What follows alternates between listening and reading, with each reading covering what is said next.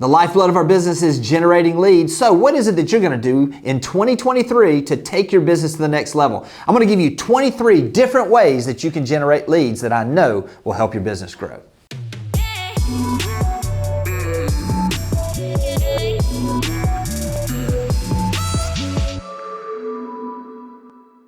All right, let's move right into the ways that you can generate leads. Number one is this: social media little help posts. These are posts where you're going to go in, you've got a buyer. A lot of people have buyers right now that are looking for a specific house and they have not been able to find it. Now here's what this looks like. You're going to post on social media. I could use a little help. If you've heard of someone that is considering selling a 3-bedroom, 2-bath house in a certain area, I have a family that is looking to move into our area and has seen everything on the market. Please let me know if you or someone you know is considering selling their home in the coming months. What this does is it does a couple things. Number one is it puts it out there, and then all of a sudden what you'll see sometimes is people will actually tag their friends in the comment section. That's a little green flag that lets you know that they're probably getting ready to sell. Also, it gives you the ability for people to see you out hustling, giving value to your buyers. Your buyer sees you trying to do something extra to help them, driving that relationship deeper. Little help posts on social media are a great way to generate some opportunities. Number two is open houses. Listen, I know you've heard it before, but sometimes we just need to be reminded, not taught. Open houses give you the best opportunity in today's environment to be nose to nose and toes to toes with potential buyers as well as nosy neighbors that are potential sellers.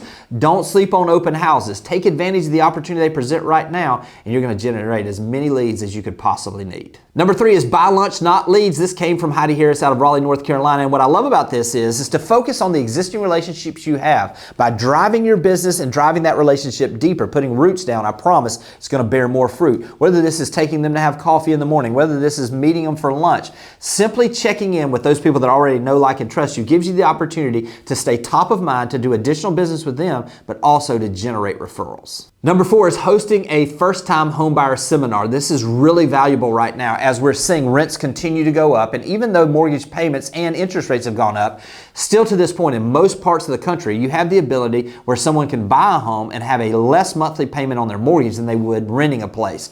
You want to get together a network of professionals to help you do these things. You want to have someone that's a credit repair person for those people that may need to do some credit repair and be looking to buy 6 to 9 months down the road. Helps you build a funnel of future buyers. You want to have a mortgage person that can be there and pre-qualify and go ahead and pre-approve some of these folks to give them an idea of what they can afford at the seminar.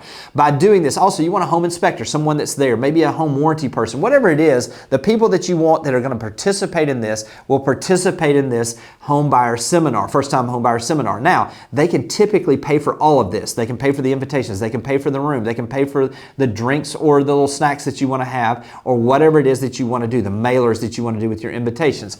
Either way, hosting a first-time home buyer seminar is a great way to find buyers that are ready right now, and also folks that you can put in touch with those credit repair people and those mortgage people to prepare to have buyers in the future. Next up is geographical farming. Listen, foundational to growing a real estate business is having an area where you're known as the expert in that area. Geographical farming is the best way to do that. I don't know of a single top producing agent that doesn't have an area that they literally are farming geographically. So what is it that you're going to do? If you already have one, add another one. If you do that this year, I promise you're going to have leads and listing opportunities like never before. Next up is farming for referrals. This is where we're going to build a list of those possible agents in other markets that we can generate referrals from. This is a great way to add some value to people, build an email list, and then give them tips on how you're applying things in your business. Maybe a video you saw, maybe you send them this video and say, hey, I saw this great video. Hope it helps you grow your business. By the way, please keep me in mind if you have anyone moving to your area. I'd love to treat them like family, and I'll give you a 30% referral fee instead of a typical 25% referral fee. This is a great way to generate some referrals through agents in other markets. Next up is optimizing or starting your Google My Business page. Google is the #1 search engine in the world. Over 90% of buyers say that they at some point utilized online tools to choose a realtor and to buy a home. This is a great way for you to utilize the biggest place for free to frame yourself in a way that adds value to the general marketplace, which gives you an opportunity to actually find some organic traffic and maybe some new clients that way. We've seen a number of people when we've done this. Or it gives you the ability to really frame what it is they're going to see.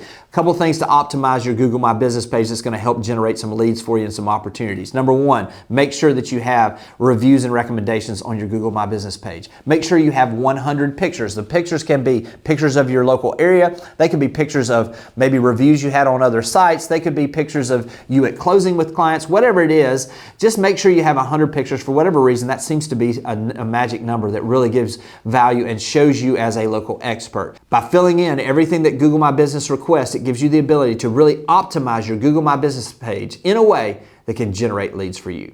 Unsolicited video CMAs are a great way for you to add value to homeowners in a way that gives you listing opportunities. I did this, did it for 3 months, did it every single day I was working, 72 days in that quarter, generated over $11 million worth of listings. If you're not sure what an unsolicited video CMA is, the link above is going to give you an opportunity to see a detailed video on this. This is one that I know can help you get listings this year. Number 9 is circle prospecting. If you're not aware of what that is, there'll be a link above where you can actually see a video that'll go into great detail. But basically what we're doing is we're taking an action that's happened to a home, whether it be something new that came on the market or something that recently sold, and we're letting the neighbors that are nearest, or we just circle an area around that house, let those neighbors know about that activity. It's really just providing information, having real estate related conversations. By doing this though, it gives us the ability to uncover some opportunities.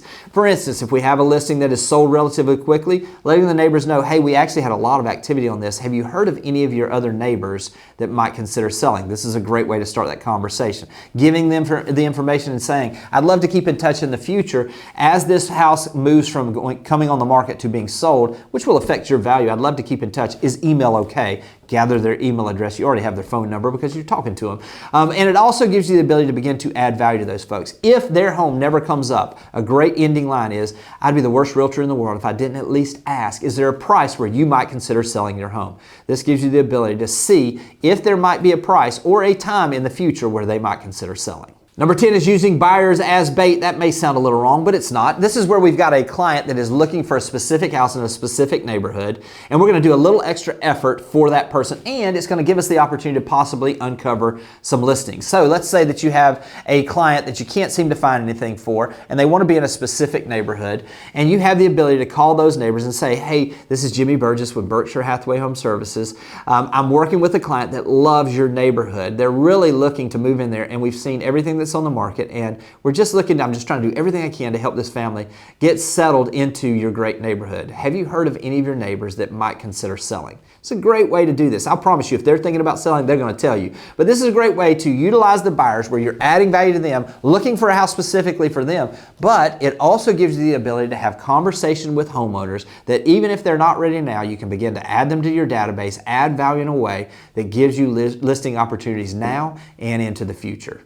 Number 11 is to host housewarming parties for your buyers. As they move into a new neighborhood, this is a great way for you to say, look, I'd love to invite some of your neighbors, maybe some of your friends, for an evening. I'll take care of all the invitations. I'll take care of all the food. I'll take care of all of the drinks.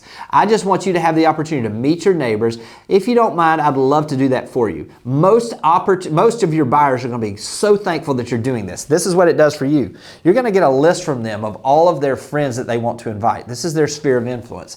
Now you have the ability to reach out on their behalf to invite them to this housewarming party. Also, it gives you the ability to walk around the neighborhood or to send some invitations to neighbors for an opportunity for them to meet their new neighbor with this housewarming party. They come in, you can have sponsors, whoever the lender was. Maybe it's someone that you work with in your title company. Whatever it is, you can have sponsors that help you with this, that give them the opportunity to meet people as well. And they can pay for it, but you have the opportunity to be the star of the show because every single person that comes in, as you introduce yourself, you say, I was the realtor that helped him do this. Thanks for responding and glad you came in. Let me introduce you. You do the introduction. Or they introduce you to their friends and you're the hero. This is the person that helped make it happen where we could be in this great house.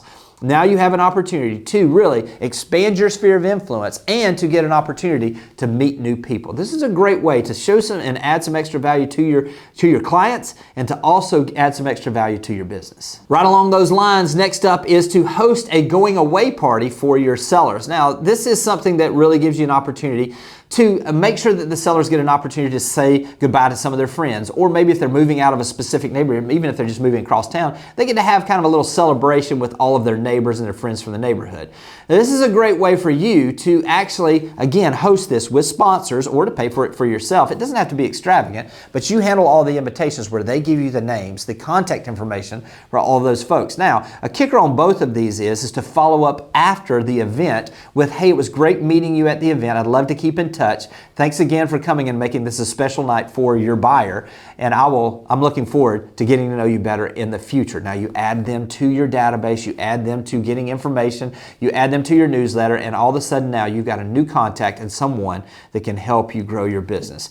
Hosting these going away parties for sellers is a great way to expand your network. Number 13 is expired listings. Don't sleep on this. We're having that change in the market we've seen. Now we're just beginning to see these expired listings come on back onto the market. So what is it that you're going to do? Put together really a package or a strategy that is going to have multifaceted things that you're going to do. You're going to add value by making the phone call as soon as possible. Maybe it's delivering a package that talks about why houses typically don't sell. Maybe it's something where you have a letter campaign that goes out 7 days after, along with phone calls or text messages or whatever it is that you do. If you go online and you search for opportunities or you search for expired listing campaigns, I promise you're going to find people that will let you know a program that you can utilize or a way that you can adapt it for your own opportunities to generate listings.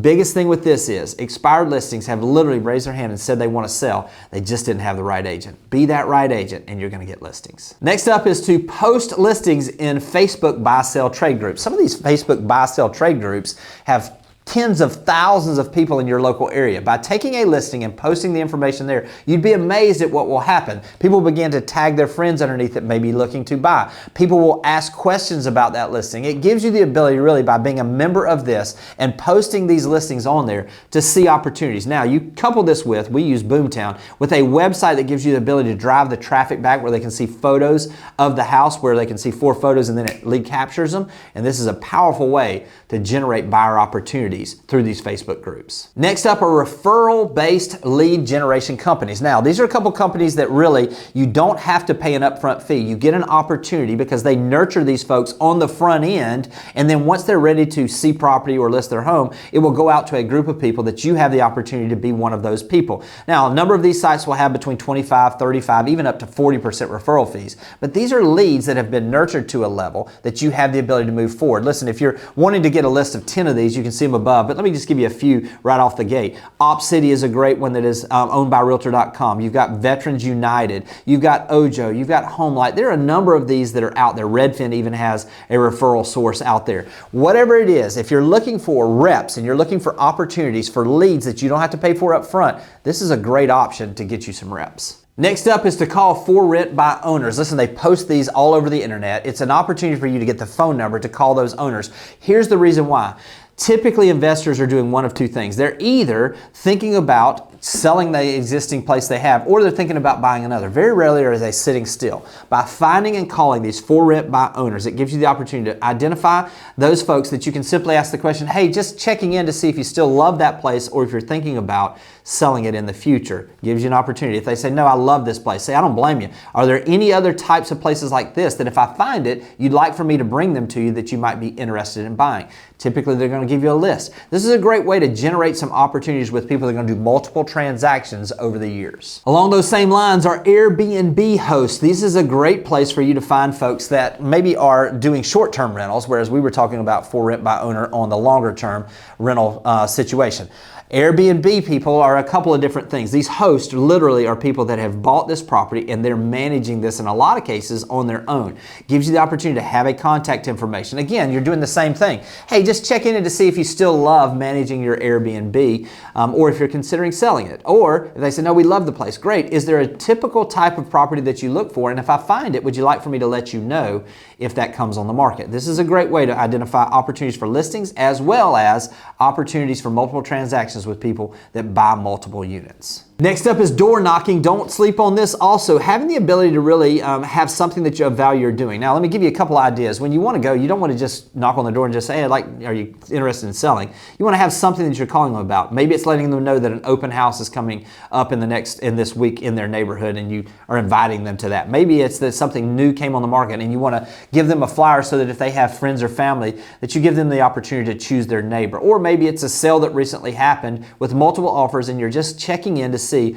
if they know of anyone else in the neighborhood that might consider selling, since there's so much activity and someone has missed out on that previous sale. You see, by having something that you're doing, by door knocking, by just having conversations, it gives you the opportunity to meet new people, to add people to your database, and you'd be amazed at how often people will say, it's crazy that you stopped by today. We were literally talking about listing our home last night. We'd love to see if you could help us out with that.